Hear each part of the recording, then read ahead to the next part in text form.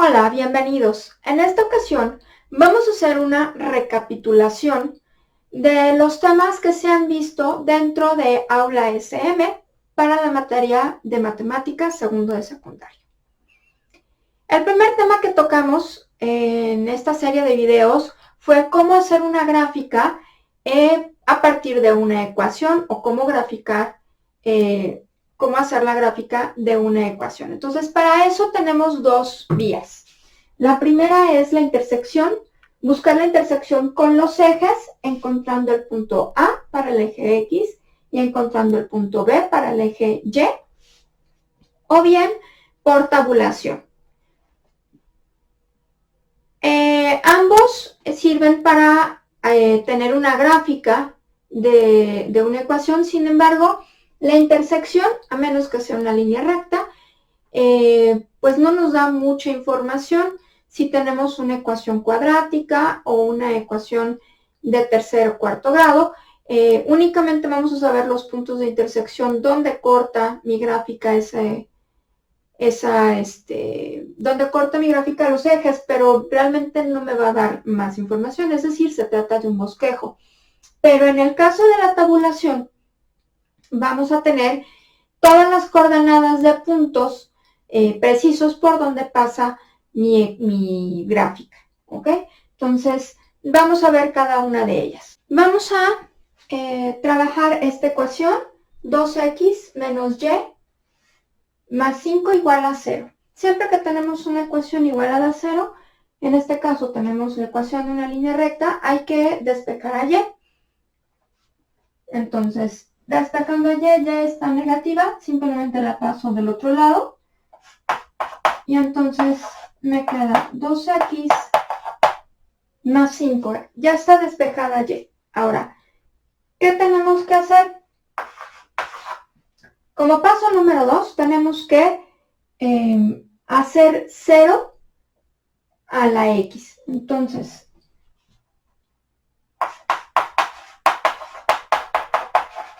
hacer x igual a 0 o sustituir 0 en cada x que yo encuentre de mi ecuación. Esto lo hacemos para encontrar el punto A. Perdón, el punto B. Entonces, si hacemos 2 por 0 más 5, 2 por 0, 0, y automáticamente tenemos que y es igual a 5. Esto equivale al punto B, que tiene coordenadas 0, B, y entonces el punto es 0,5. Ya tenemos mi primer punto de intersección y este corresponde al eje vertical. Ahora, vamos a hacer lo mismo para el eje X. Para el eje X tenemos que hacer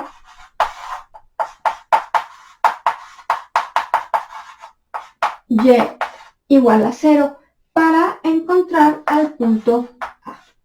Es decir, la intersección sobre el eje X. Entonces, tenemos la ecuación original es y igual a 2x más 5. Si y va a ser 0, despejamos a x y entonces nos queda, el 5 está positivo, pasa del otro lado con el signo contrario, me queda menos 5 y este 2 está multiplicando, va a pasar dividiendo. ¿Ok? Entonces, a continuación lo que sigue es graficar. Tengo yo mis ejes. Entonces, quedamos que es el punto A, que tiene coordenadas menos 5 medios, 0, ¿no? Entonces, mi primer punto es 0,5, 1, 2, 3, 4, 5. Entonces, en este punto se ubica el punto B. Y de este otro lado tengo menos 5 medios, que en decimales me da 2.5. 1, 2, 3. Quiere decir que mi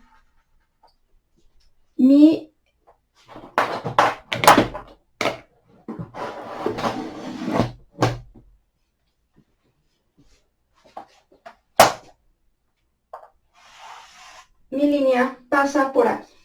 ¿De acuerdo? Este va a ser mi punto A. ¿Se fijan? Esas son las intersecciones con los ejes. Este punto tiene coordenadas 0,5 y este tiene coordenadas menos 5 medios, 0. Con estos dos puntos, es decir, las intersecciones con los ejes, fácilmente podemos saber por dónde pasa nuestra ecuación. Vamos a ver qué pasa cuando tenemos que hacer una tabulación. Usando la misma ecuación, vamos a tabular y vamos a ver exactamente cuáles son los puntos o las coordenadas por donde pasa mi ecuación. Ok,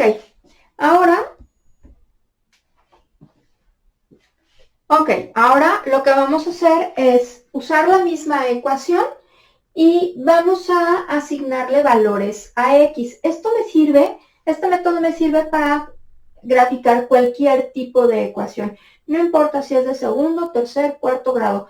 Puedo graficar todo únicamente asignándole valores a X. Entonces, yo aquí ya hice mi tablita.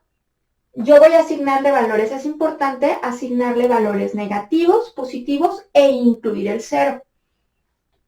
Esta es así una tabulación muy específica que va desde menos 3 hasta 3 positivo. Pueden utilizar menos números, como ustedes gusten. Entonces, lo que hice aquí fue reescribir la ecuación, pero si se fijan, me falta la X, porque en ese lugar voy a sustituir cada uno de los números que yo le voy a asignar. Entonces, primero tengo 2, mi primer valor es menos 3, y entonces resolvemos la ecuación. 2 por 3, 6 negativo, menos 6 más 5, menos 1. Mi siguiente valor es menos 2, menos 2 por 2, menos 4, más 5, me da 1 positivo. Mi siguiente valor es menos 1 por 2, 2 negativo, más 5 me da 3. El siguiente, este ya lo habíamos hecho en el método anterior, 2 por 0, 0. Entonces me queda 5. 2 por 1, 2, más 5, 7. 2 por 2, 4, más 5, 9. 2 por 3, 6, más 5, 11. Entonces, si se fijan, como es el caso de una ecuación de una línea recta, me van quedando puros números. De hecho, hay una secuencia de 2 en 2.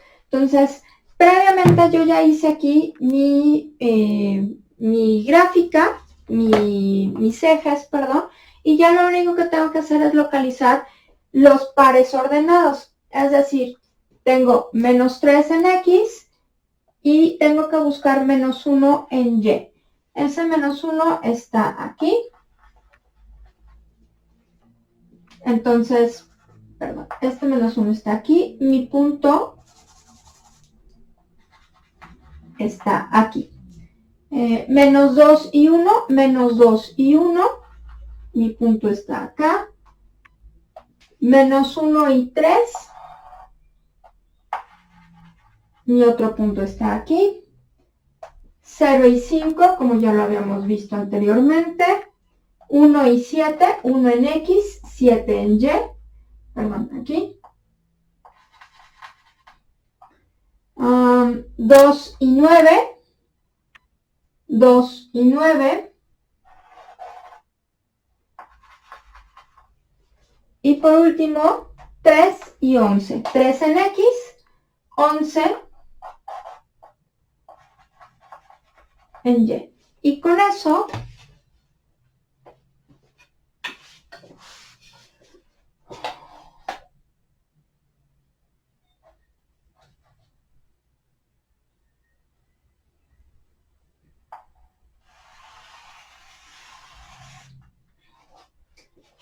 Ahí está la gráfica de mi ecuación. Todo salió a partir de la tabulación, le asignamos valores a x, negativos, positivos y el 0. Y sustituimos los valores en la ecuación original con y despejada, porque en realidad estoy buscando el valor de y cuando x vale menos 3, menos 2, etc. Y obtengo los diferentes valores de y. Lo que en realidad sucede es que vamos a encontrar los pares ordenados con los cuales llegamos a esta gráfica. Es decir, este punto es el punto menos 3, menos 1. Este es menos 2,1. El de abajo es menos 1,3.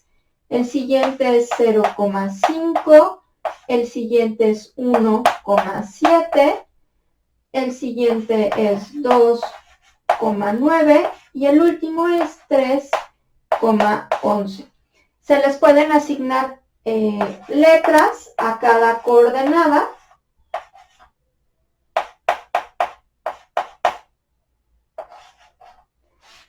¿Ok? Y de hecho las podemos identificar. Entonces este es mi punto A, mi punto B, C, D, E, F y G. ¿Se fijan? Y entonces podemos identificar claramente cuál es la coordenada y de dónde salieron. Esta es la manera de llevar a cabo una gráfica, obtener la gráfica de una ecuación, ya sea por tabulación o bien por la intersección con cada uno de los ejes. Ok, nuestro siguiente tema es el método de sustitución que se emplea en los sistemas de ecuaciones. En este caso tengo un sistema de ecuaciones con dos incógnitas. Numero cada una de mis ecuaciones para identificarlas y no perdernos en el proceso. Como paso número 1 vamos a despejar a cualquiera de las dos literales, las que ustedes escojan. Depende del tipo de sistema que tengamos. ¿Por qué?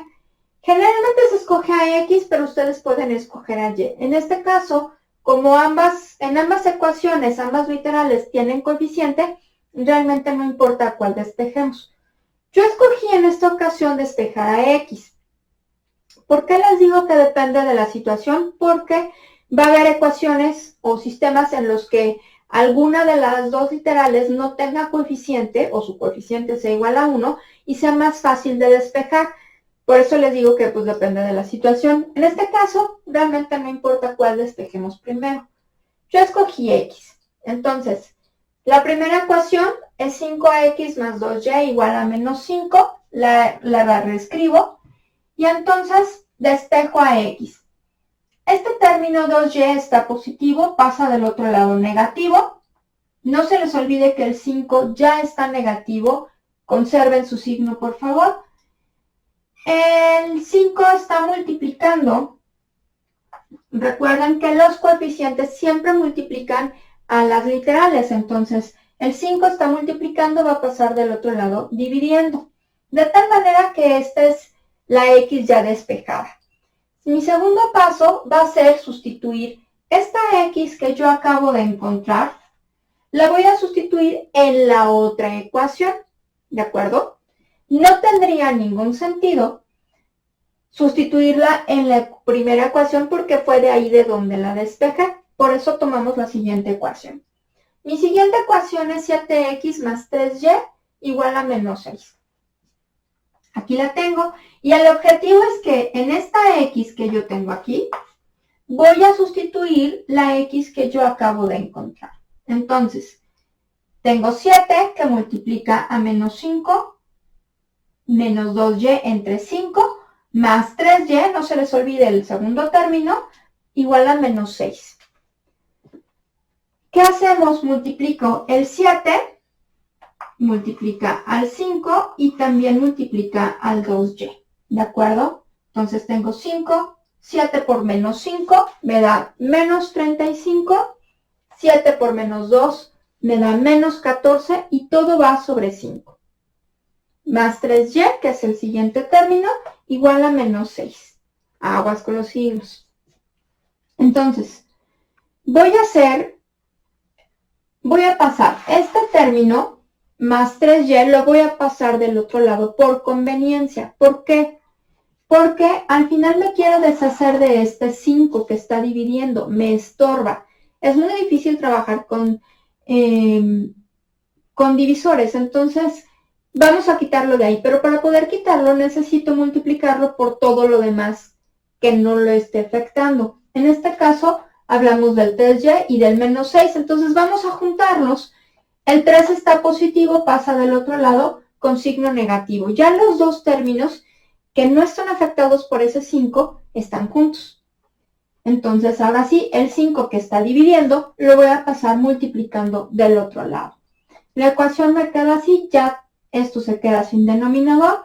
Me queda menos 35 menos 14y igual a el 5, quedamos que pasa multiplicando, está dividiendo, pasa con operación contraria y multiplica al menos 6 y al menos 3y. Haciendo la operación, resulta 5 por menos 6 menos 30, 5 por menos 3 menos 15y.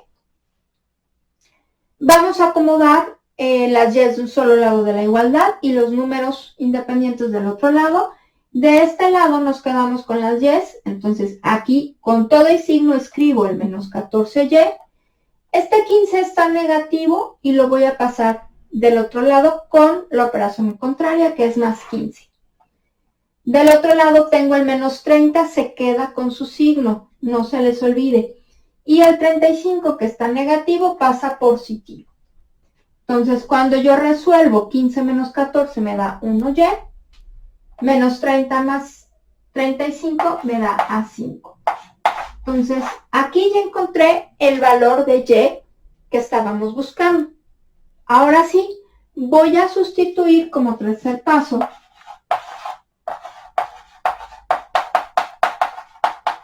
se sustituye el valor encontrado, en este caso y, en la x que ya despejamos, ¿no? En x despejada, si lo quieren poner así. Entonces, vamos a ponerlo así en amarillo. De tal manera que la voy a sustituir aquí. Este valor lo voy a sustituir en esta x. ¿Cómo me queda? Pues me queda x es igual a menos 5 menos 2y igual a, entre 5. Entonces, esta y es la que yo voy a sustituir, que es esta misma, ¿de acuerdo? Entonces, ¿qué me queda? Me queda menos 5 menos 2 por 5 entre 5. Son muchos 5. Entonces, tenemos menos 5, 2 por 5, 10, menos 10 entre 5.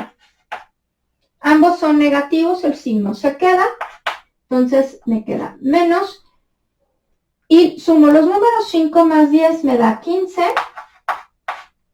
15 quintos. Entonces, 15 entre 5 me da 3. Quiere decir que x es igual a 3. Entonces, la solución para este sistema de ecuaciones, x es igual a menos 3, y es igual a 5. Esta es la resolución de mi sistema. ¿Y eso qué significa? Cada una de estas ecuaciones representa una línea recta, ¿ok? Entonces, imaginen que tenemos una por aquí y la otra por acá. Estoy hablando por mera suposición. Este punto donde se intersectan es el punto que tiene coordenadas menos 3, bueno, quedó del otro lado, menos 3,5. ¿De acuerdo? Quedaría del otro lado.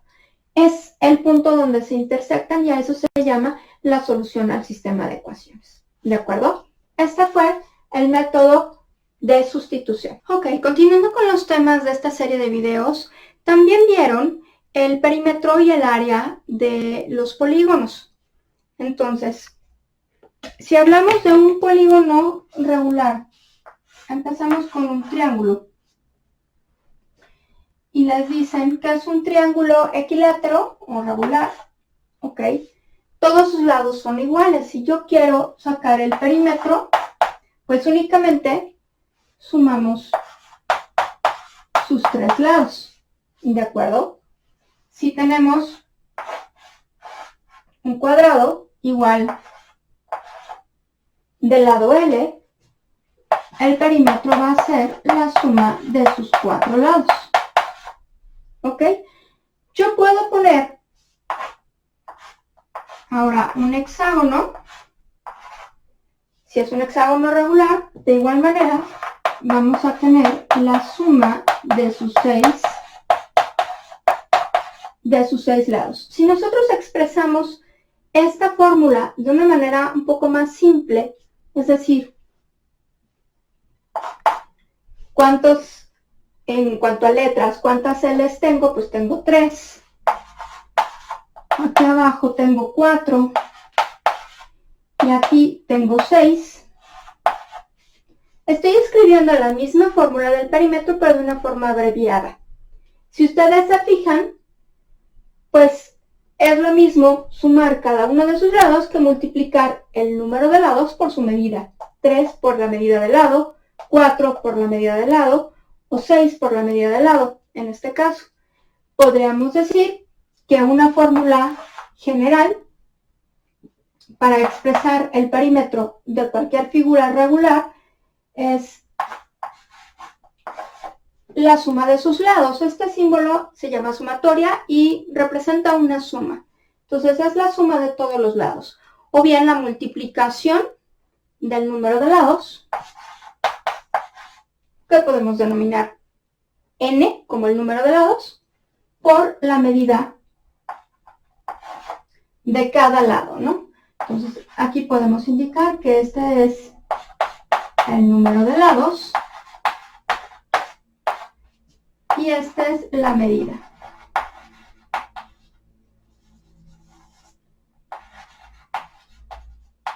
La medida del lado. De esta simple forma podemos encontrar cuál es el perímetro de una figura, cualquiera que ésta sea. ¿De acuerdo? ¿Qué pasa cuando queremos encontrar el área? Vamos a ver qué sucede.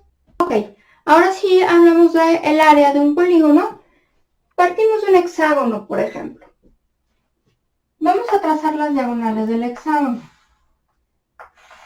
Y entonces me resultan triángulos. Como es un polígono regular, me deben dar triángulos equiláteros. Entonces,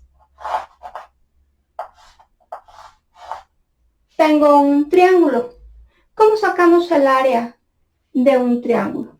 El área de un triángulo es igual a base por altura, entre 2, ¿cierto? Recordando que la altura va del vértice al lado opuesto con un ángulo recto. Esa es la altura. Y la base es la medida, de hecho, de uno de los lados, ¿de acuerdo? Cuando se trata de un triángulo equilátero. Ahora bien, yo quiero sacar la figura, el área de esta figura. Si nos fijamos en que se forman puros triángulos equiláteros a la hora de dibujarle sus diagonales, tendría yo, imaginen que la cortamos por un extremo y la desenrollamos. Tendría yo puros triángulos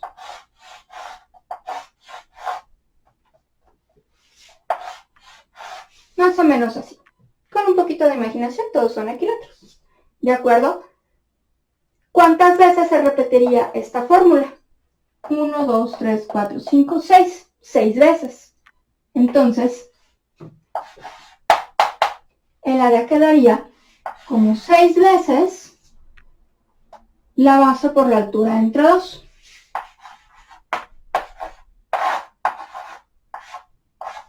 ¿Estamos de acuerdo? Ahora, si lo notan, la base en realidad es uno de los lados de mi triángulo equilátero, ¿ok? Y la altura es lo que conocemos como el apotema. El apotema es esta línea que va del centro de mi figura de manera vertical al lado opuesto. Entonces, lo que nosotros conocíamos como altura, ahora se va a llamar apotema. Si hacemos estos dos cambios en mi fórmula, fíjense bien qué va a ocurrir. Mi fórmula del área va a cambiar y entonces ahora tengo 6 por el lado, por el apotema, entre 2. ¿Se acuerdan cuando sacamos el perímetro del hexágono? Y quedamos que el perímetro era igual al número de lados, que en este caso tengo 1, 2, 3, 4, 5, 6, por la medida del lado, que era L. Esto, si se fijan, lo tenemos aquí. Esto representa el perímetro. Entonces, podemos decir que el área es igual al perímetro de la figura por el apotema, que en realidad es la altura de uno de mis triángulos equiláteros, entre 2. De esta manera sacamos el área de cualquier... Ahora hablemos del área y el perímetro de un círculo. Como ustedes saben, hay, de la misma figura se habla del perímetro y del círculo. ¿A qué me refiero? La orilla es, o se le llama circunferencia,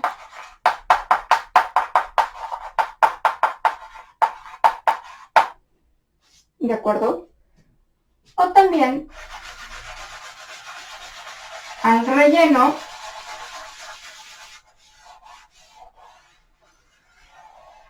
se le llama círculo.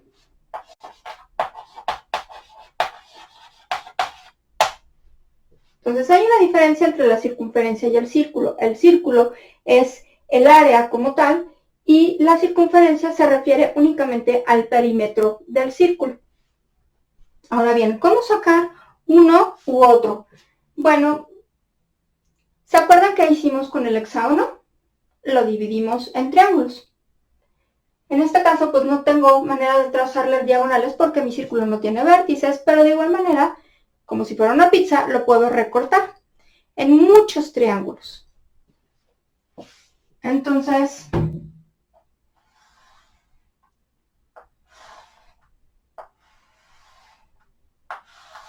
podemos recortarlo así.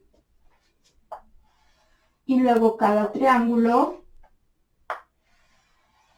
por la mitad. Y al igual que hicimos con el hexágono, cortarlo, tendríamos muchos triangulitos así, ¿verdad? ¿Cuántos? Muchos. Pero en este caso, ¿se fijan? No tendríamos, estoy poniendo un cierto número de triángulos, aquí tengo muchos más, y si lo hiciéramos, si lo dividiéramos muchas veces, pues tendríamos triángulos cada vez más delgaditos, ¿de acuerdo? Simulemos que aquí tengo la circunferencia completa, ¿ok? La circunferencia. ¿Cómo sacamos? Ustedes saben que para cuando hablamos del perímetro hay un número que denominamos pi, ¿ok? Este número pi no es otra cosa sino una relación entre quién y quién. Es la relación entre el diámetro de mi circunferencia y la longitud de la misma. Es decir, esta longitud. De igual manera, si lo recortamos y extendiéramos el total de mi circunferencia y utilizáramos pi y lo pusiéramos sobre la circunferencia, nos daríamos cuenta de que pi no es otra cosa más que el diámetro que cabe 3 veces, 1, 2, 3 veces, y este cachito es lo que conocemos como 14.1416. Entonces, pi equivale a 3 veces el diámetro y el cachito, ¿no? Por eso decimos que pi vale 3.1416. Y no es otra cosa más que la relación entre la longitud o la circunferencia, el contorno de mi círculo, con respecto a su diámetro. Entonces, cuando hablamos de la circunferencia y hablamos del perímetro, decimos que es pi por diámetro. Esa es la fórmula de la circunferencia. Como ya lo extendimos, después de haber dividido mi circunferencia en tantos triangulitos como sea posible, suponiendo que estos son todos los triangulitos en los que pudimos dividir la circunferencia, este lado, ¿cuánto vale? Pues mide justamente el perímetro, que es pi por diámetro, ¿de acuerdo? Vamos a simular, queremos construir un rectángulo. Entonces, imaginen que esta misma figura la pusiéramos arriba. Y entonces, tendría yo aquí otra figura.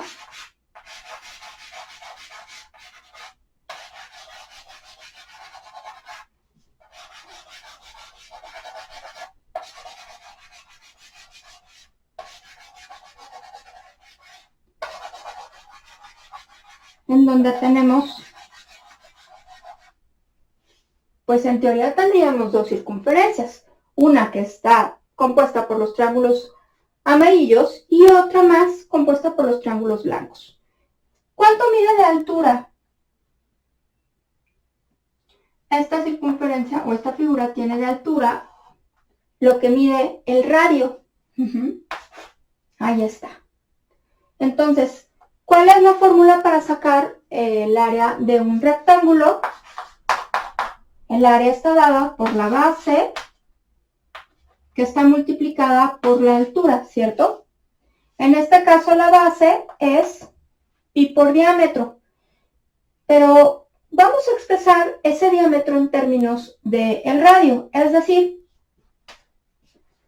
el diámetro equivale a 2 veces el radio. ¿Estamos de acuerdo? Entonces, si yo sustituyo estos valores que tengo aquí en la fórmula del área, la base expresada en términos del radio me quedaría como 2 veces pi por el radio, ¿cierto? Esta es mi base.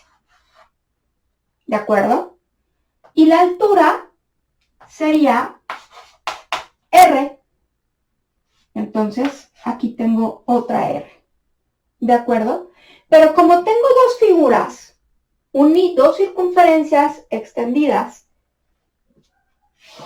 yo nada más quiero sacar el área de una, lo voy a dividir entre 2. De tal manera que este 2 que multiplica y este 2 que divide se puede cancelar. Si hacemos la multiplicación, el área me queda igual a pi por radio por radio. Radio por radio, ustedes saben que es radio al cuadrado. Y de esta manera conseguimos el área de mi círculo. Pi por radio al cuadrado, y acá tenemos el perímetro. Pi por diámetro. O bien, si lo ponemos en términos del radio, podemos decir que lo podemos escribir de dos maneras diferentes. Pi por diámetro, o bien pi por 2r. De ambas maneras está correcto. Y así encontramos tanto el área, la fórmula del área, como la fórmula para el perímetro escrita en términos del diámetro o bien en términos del radio de mi circunferencia. Muy bien, ahora vamos a hablar del volumen de prismas y cilindros. Si hablamos de una figura plana, como lo veníamos haciendo con los polígonos, tenemos en este caso un cuadrado en el que tenemos su base y su altura. Y para sacar su área, pues únicamente necesitamos multiplicar lado por lado o lado al cuadrado. ¿Qué pasa si ahora de mi figura plana pasamos a darle un ancho? Este cuadrado entonces se convierte en el cubo que tenemos acá. Ahora al cubo no le vamos a sacar el área, le vamos a sacar el volumen, ¿cierto? Entonces, no es otra cosa más que multiplicar las tres medidas que nos dan de ese cubo. Base,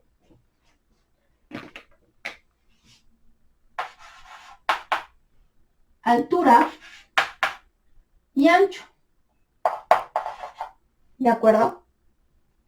Pero al ser un cubo, todos sus lados son iguales. Por lo tanto, la base mide lo mismo que su lado, la altura de igual manera mide lo mismo que el lado y el ancho también. Por lo tanto, tenemos lado por lado por lado, es decir, lado al cubo. ¿De acuerdo? Es la multiplicación de los tres. Muy bien. ¿Qué pasa si ahora alargamos la altura? Tenemos la misma figura, pero ahora formamos un prisma cuadrangular. Su base es cuadrada y quiero sacar su volumen. Entonces, utilizamos la misma fórmula, pero si ustedes se fijan, esta base por la altura en realidad representa el área de la base, ¿sí o no? Entonces, tengo el área de la base que multiplica en este caso, estaría multiplicando a la altura.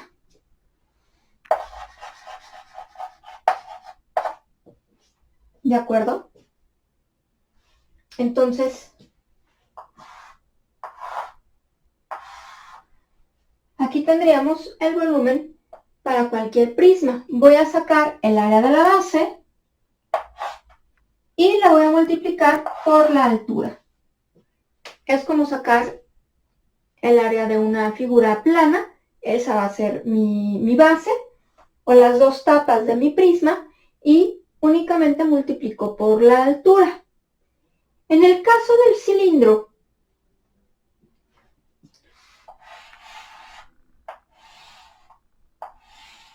sigue siendo un prisma. Tanto la base como la tapa, por así decirlo, tienen la misma figura geométrica. Por lo tanto, con que yo saque el área de la base y lo multiplique por la altura, voy a obtener su volumen. ¿Se acuerdan cómo sacar el área de la circunferencia?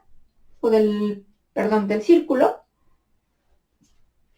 Entonces, tengo el área de la base por la altura. El área de la base quedamos que era pi por radio al cuadrado por la altura. ¿Se fijan? No importa que sea un prisma cuadrangular, triangular o hexagonal. Recuerden que el nombre se le da de acuerdo a la figura que existe en la base. Siempre voy a obtener el volumen por medio de la altura y la multiplicación del área de la base. Teniendo esa información, podemos sacar el volumen tanto para un cilindro como para un prisma. Nuestro siguiente tema son los cilindros en la medicina. Para poder abordar este tema es importante recordar que tenemos dos conceptos que se utilizan, pero que no necesariamente significan lo mismo. Uno de ellos es el volumen y otro es la capacidad. Hasta ahorita hemos visto cómo trabajar o cómo obtener el volumen de un cilindro. Necesitamos únicamente el área de la base. Yo aquí tengo un bote. Necesitamos el área de la base, la altura, y con eso puedo sacar el volumen. El volumen, o la definición de volumen, es el espacio que ocupa un cuerpo, es decir, lo de afuera, ¿ok? Siempre va a estar expresado en metros cúbicos. En cambio, la capacidad se refiere a la cantidad de líquido que le cabe. Me estoy refiriendo a líquidos, pero podrían ser también gases, ¿ok? O sólidos, pero ya expresados en otro tipo de unidades. Si nos enfocamos únicamente a los líquidos, vamos a hablar de litros.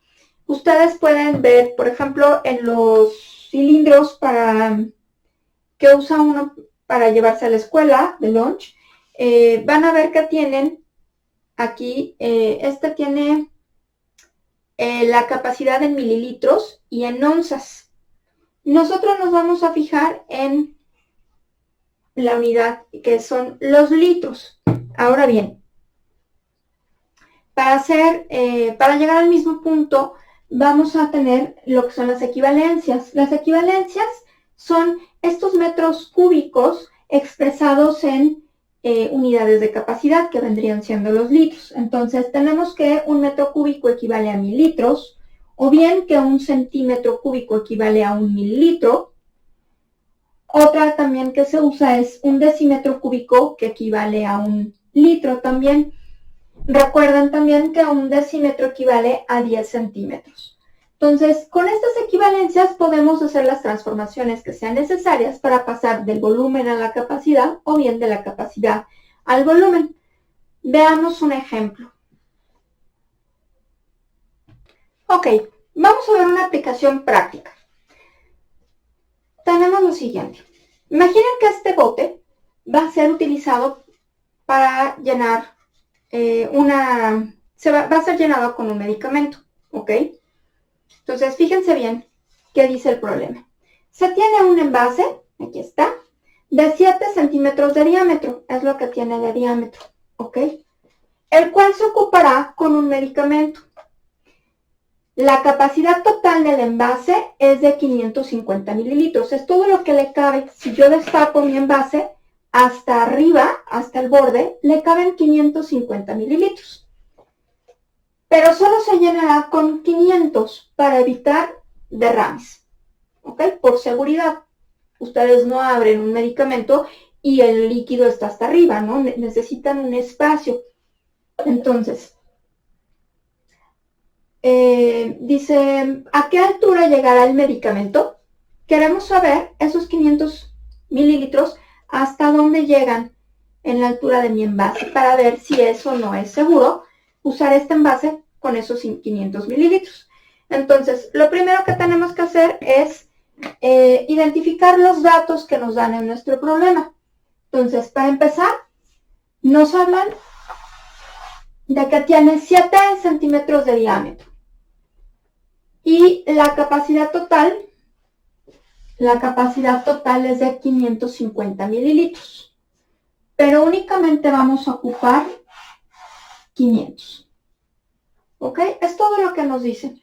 Entonces, tenemos de diámetro, tenemos 7 centímetros. Tenemos el volumen total, que es de 550 mililitros. Pero únicamente vamos a usar el volumen de 500 mililitros. Si bien es cierto que nos dan más información de la que necesitamos poder identificar realmente cuál de los dos datos nos sirve. Si bien es cierto que al envase le caben 550 mililitros, no me interesa saber hasta dónde va a llegar esos 550 porque sabemos que ese es el tope del envase, entonces no me sirve.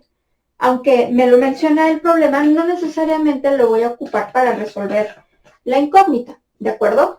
Entonces, este dato, pues pues no me sirve de nada. Únicamente voy a ocupar el diámetro y los 500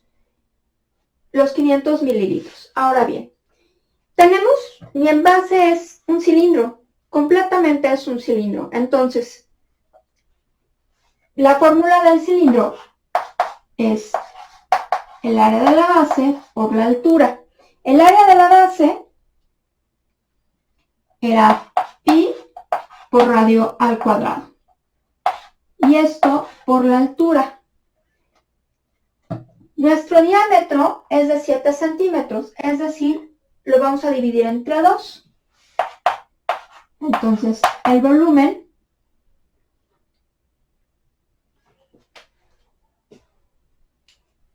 lo vamos a dividir entre 2.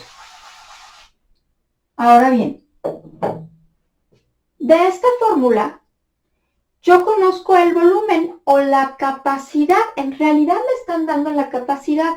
¿Cómo puedo distinguir entre una y otra? Por las unidades. Si bien es cierto que ambos se identifican con la letra B de volumen, las unidades son las que me dan la pauta si me están hablando de capacidad o de volumen. Entonces, yo tengo aquí 500 mililitros. Esos 500 mililitros en realidad equivalen a pi por el radio, que quedamos que es la mitad de 7, que tendríamos 3.5 centímetros al cuadrado por la altura. Si ustedes analizan la fórmula, yo puedo hacer esta multiplicación. Tengo otro número acá, pero lo que no conozco es la altura. Entonces, como me están preguntando la altura, voy a despejar. Estos dos los voy a tomar en paquete. Están multiplicándose. Van a pasar dividiendo. Entonces,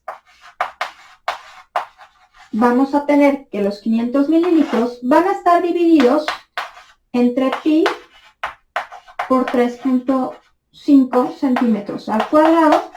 Y eso es lo que me va a dar la altura. Ahora, pregunta. ¿Podré seguir usando mililitros? No, en realidad, antes de hacer todas mis operaciones, tengo que convertir estas unidades de capacidad a unidades de volumen.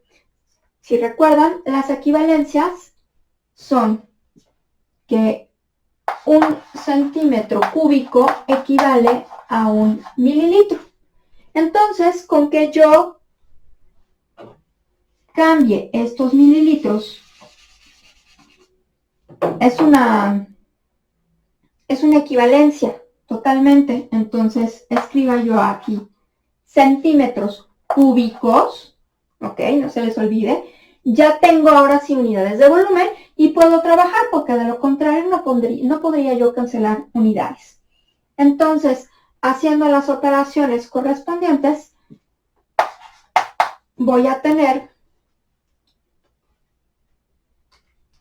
500 entre,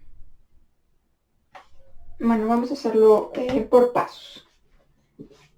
Tengo 500 centímetros cúbicos entre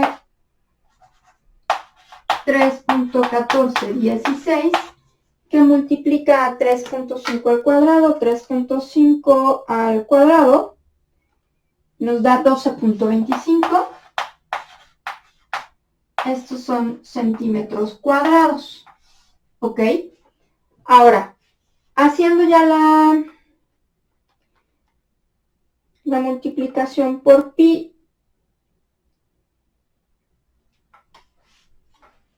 tenemos que son 500 centímetros al cubo entre 38.4846 centímetros al cuadrado.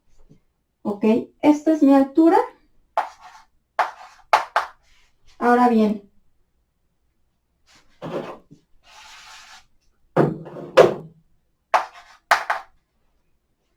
esto entre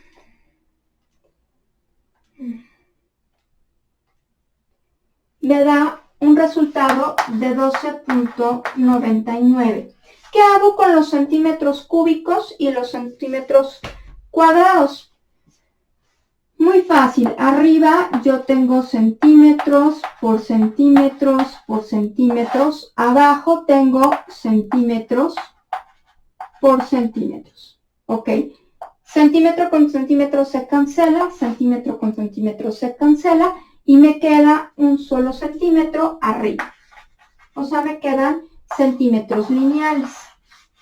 Este es el resultado de mi problema. 12.99. Entonces, si yo tomo mi envase y mido desde la base, mido 12.99, prácticamente sería casi los 13.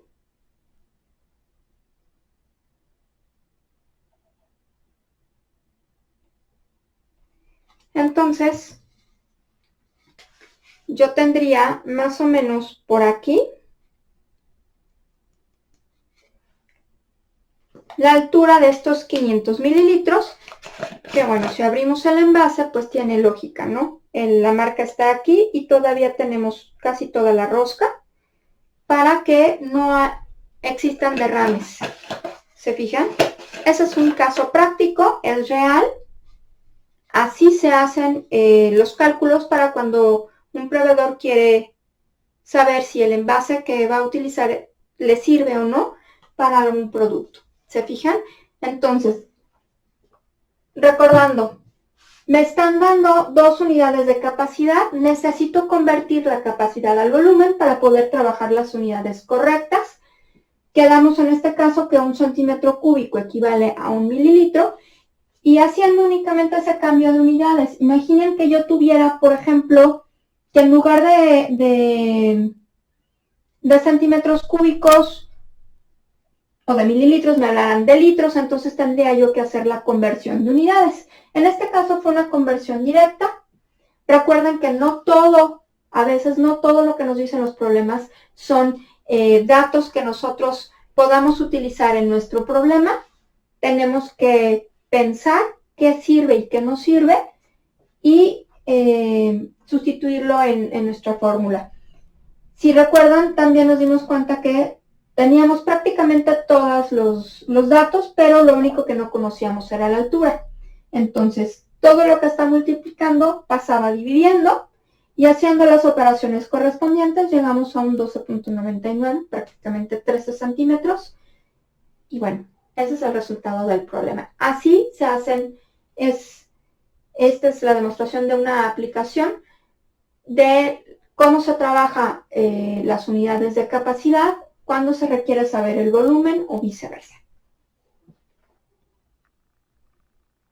Ok, nuestro siguiente tema tiene que ver con los datos agrupados.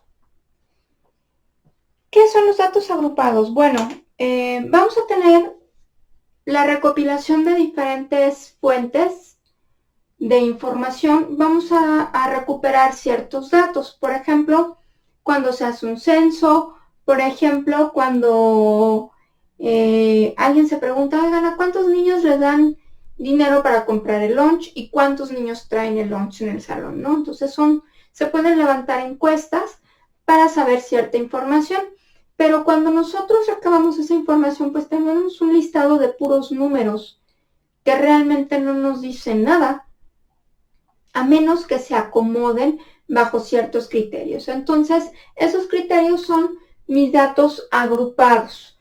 ¿Cómo vamos a conseguir los datos agrupados? Tenemos aquí un ejemplo. Tenemos las ventas de tarjetas para juegos en una tienda, ¿ok? Y tenemos diferentes números de venta. En total, yo tengo 20 datos que me da la tienda. A mis datos le voy a asignar la letra N. Entonces, N es igual a 20 porque es el total de datos que yo tengo. Entonces, lo primero que vamos a hacer es acomodar estos números en una tabla. El primer criterio para hacer mi tabla es cuántos renglones o clases voy a tener. Para obtener ese valor, vamos a sacarle la raíz cuadrada al número de datos. En este caso, mi número de datos es 20. La raíz cuadrada de 20 es 4.4 y yo la voy a redondear al siguiente entero. ¿De acuerdo? Este 5 quiere decir que yo voy a tener 5 renglones. Ahí están mis 5 renglones. Ahora bien, vamos a formar rangos de datos. A esos rangos se les llama tamaño de clase. Y lo voy a sacar restando a mi dato más grande, que en este caso es el 37, a mi dato más grande, le voy a restar el dato más chico. Entonces, tengo 37 menos 3 y lo voy a dividir entre 2. El resultado de la operación es de 6, perdón, no es entre 2, es entre el número de clases, obviamente. Entonces, el resultado ahora sí, de esta operación me da 6.8, que yo voy a redondear al entero siguiente. Entonces, aquí voy a acomodar mis números de clase. Ese rango, me dice el número de datos que voy a tener por cada clase. Entonces, mi primer dato es el 3, que es mi número más chico, es 3. Y le voy a juntar 7 datos en ese rango. Entonces, tengo 7, tengo 3. 3, 4, 5, 6, 7, 8, 9. Voy a parar hasta el 9. El 3 ya cuenta como dato. No es 4, 5, me explico. No empiezo a contar en el número inmediato, sino que el 3 ya lo considero como parte de mi dato. ¿Okay? Mi primer rango o mi primer tamaño de clase va de 3 a 7. El siguiente rango lo empiezo a contar en el siguiente, no, pero no es al 9, quedamos que era el 9. Sí, porque tengo 3, 4, 5, 6, 7, 8, 9, efectivamente es al 9. El siguiente empieza en el 10, 10, 11, 12, 13, 14, 15, 16. El siguiente lo empiezo en el 17, 17, 18, 19, 20, 21, 22, 23. El siguiente lo empiezo en 24, 24, 25, 26, 27, 28, 29, 30. El siguiente lo empiezo en 31, 31, 32, 33, 34, 35, 36, 37. ¿Se fijan? Entonces, ya tengo los rangos en los que voy a agrupar todos estos datos que tengo aquí en una mera lista. ¿De acuerdo? Ahora bien, ¿qué voy a sacar después? Voy a obtener la frecuencia, es decir, cuántos datos están dentro de este rango. Entonces, vamos a sacar la frecuencia. La frecuencia se anota con la letra F minúscula. Entonces, la frecuencia es cuántos datos tengo entre el 3 y el 9. Entonces, veamos. Tengo el 4, el 3, el 5. ¿Cuántos datos conté? 3 nada más. Vamos a ver cuántos hay del 10 al 16. Tengo 1, 2, 3, 4. Entonces tengo 4 datos que caen dentro de este rango. Para el siguiente rango tengo del 17 al 23. Tengo 1, 2, 3, 4, 5, 6, 7. Entonces, dentro del rango del 17 al 23, tengo 7 datos. Del 24 al 30, tengo 1, 2, 3, 4, nada más. Y del 31 al 30, pues nada más me quedan este y este, que son 2 datos. ¿Se fijan? Y por último vamos a sacar la frecuencia acumulada. La frecuencia acumulada, perdón, la frecuencia relativa es está determinada o identificada con la letra F mayúscula. ¿Qué vamos a hacer? ¿Cuánto suman mis datos? Esta es una manera de saber si lo que hemos estado haciendo es correcto.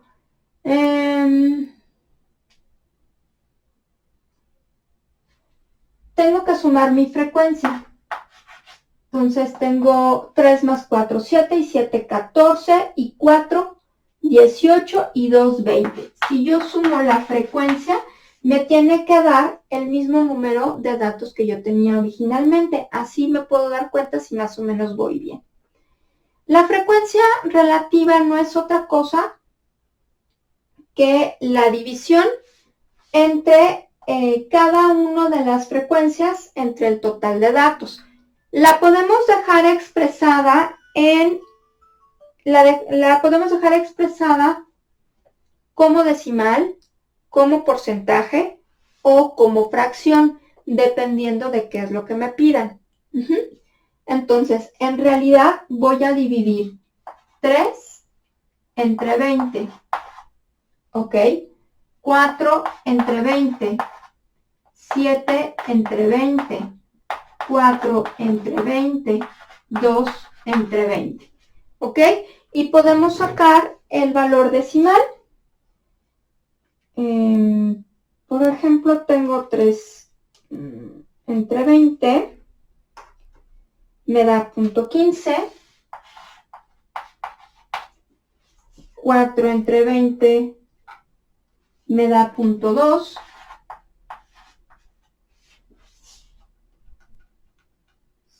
7 entre 20 me da .35, otra vez 4 entre 20 me da .20 y 2 entre 20 me da .1. ¿Ok? Otra manera de darme cuenta que estoy bien es que si yo sumo esto, me tiene que dar 1 o me tiene que dar 20 veinteavos. Y esto ya es más fácil que yo lo pueda expresar en porcentaje. Únicamente lo multiplico por 10 y tendré yo aquí el 15%, 20%, 35%, 20%, 10%. ¿De acuerdo? Esta es la manera en la que yo puedo agrupar a mis datos. Me dan una simple lista de datos y yo tengo la manera de acomodarlos de esta forma. Entonces, recordando un poquito, del número de datos totales, ese número le voy a asignar la letra N para yo saber cuántos renglones va a tener mi tabla. Voy a sacarle la raíz cuadrada al número de datos para obtener el total de clases, que son mis renglones. Me da en decimal, yo me voy al entero siguiente. Y por último, necesito saber qué tamaño va a tener mi tamaño de clase. Entonces, ocupo el número más grande y el más chico. El más grande de la lista de datos que tengo yo aquí es 37, el más chico es 3. Y lo divido entre el total de clases que obtuvimos. ¿Okay? Este número es este. Haciendo la operación me queda 6.8 y de igual forma voy a redondear al entero siguiente. Haciendo esto, empiezo con el dato más chico que tengo yo aquí y voy contando 7 datos, ¿ok? El 3 ya cuenta como dato, entonces 3, 4, 5, 6, 7, 8, 9, ya conté mis 7 datos, termino en el 9. El siguiente rango va a empezar en el entero siguiente, es decir, en el 10, y otra vez 7 datos, termino en el 16 y me paso al siguiente entero. De esta manera obtengo todos los datos de mi rango. Después lo que hacemos es contar cuántos datos caen dentro de cada uno de los rangos. De ahí sale la frecuencia. Si yo sumo todas mis frecuencias, voy a obtener el número de datos totales que teníamos en un principio. Y por último, la frecuencia relativa la podemos expresar de 3 maneras: como fracción, como decimal o como porcentaje. Como fracción voy a tomar cada valor de la frecuencia y lo voy a dividir entre el número de datos, es decir, 3 entre 20, 4 entre 20, 7 entre 20, 4 entre 20, 2 entre 20. Si hacemos el cálculo para obtener las decimales, es decir, si hacemos la división correspondiente, obtenemos los decimales. Si esos decimales los multiplicamos por 100, obtenemos el porcentaje de cada uno de ellos. Ahora, de esta tabla, nosotros podemos aterrizar estos datos en gráficas. Cada gráfica va a tomar los datos, diferentes datos de manera importante. Entonces, por ejemplo, un histograma puede ser el límite, utiliza el límite superior, a este se le llama límite inferior y a este se le llama límite superior. Entonces, si nosotros graficáramos un histograma, en el eje X graficaríamos los límites y en el eje Y graficaríamos la frecuencia. Es muy importante recordar que para hacer este tipo de gráficas debemos conservar siempre la escala. Es decir, cada marca que nosotros hagamos en los ejes, no podemos escribir, por ejemplo, mi primer marca es el 3 y luego el 4 y luego la siguiente es el 7, sino que tengo que hacer el espacio entre el 7, el 4, etc. Este es el histograma tiene una característica. Se va a formar una gráfica de barras, pero existen los dos tipos de gráfica, el histograma y la gráfica de barras. Las barras son exactamente de la misma altura porque la altura depende de la frecuencia, pero ¿cómo diferenciamos entre una y otra? El histograma tiene un espacio de una unidad entre barra y barra. ¿Por qué? Porque voy a tener, si se fijan, empiezo en el 3, termino en el 7, pero en el 9, perdón, pero del 9 al 10 no tengo gráfica. Entonces, esto iría más o menos así. Voy del 3 al 9, aquí tengo un espacio.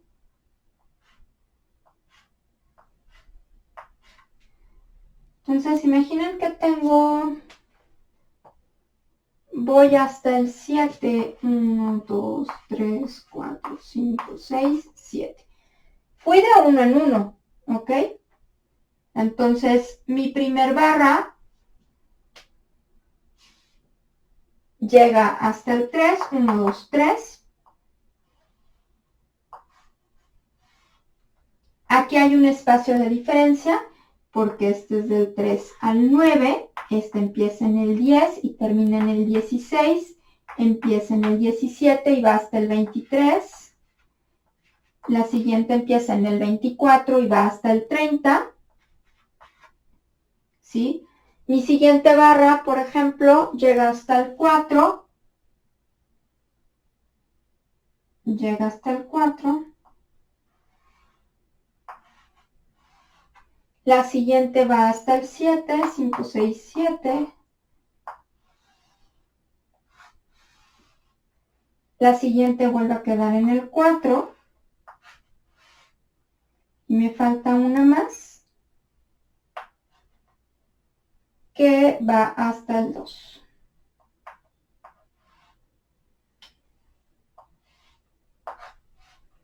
Este es un histograma y generalmente, si ustedes se fijan, tiene una forma como de campana en el... Suele suceder, no siempre es así, pero de manera general, los valores centrales son los que tienen una mayor frecuencia. Entonces, si ustedes se fijan, hay un espacio entre barra y barra de una unidad.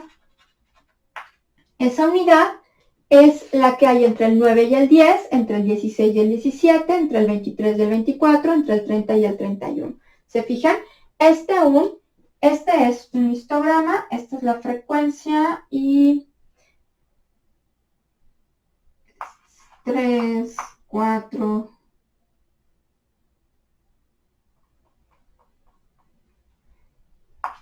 Hasta acá está el 7.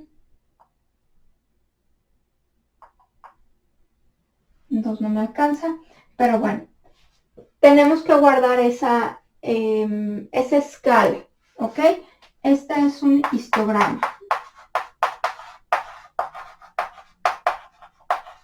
Recuerden, no es lo mismo que una gráfica de barras, porque la gráfica de barras va pegadita, cada barra va pegadita. En este caso, no.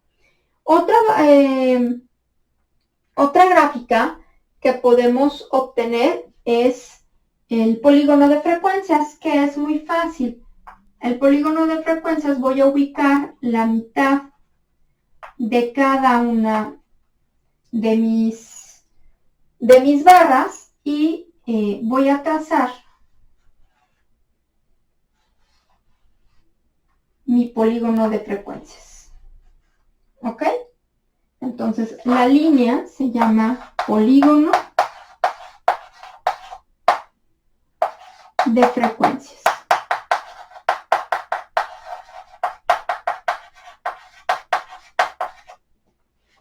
Ahora, si nosotros usáramos el porcentaje de la frecuencia relativa, obtendríamos la gráfica de pastel, ¿ok? Pero eso ya será en otra ocasión. Espero que todos estos videos les hayan servido de algo. Si tienen dudas, vuelvan a verlos. Están todos disponibles en Aula Digital. Esto fue un pequeño resumen de todas estas clases que se han tenido a distancia. Espero que les sirva. Nos vemos en una próxima ocasión. Hasta pronto.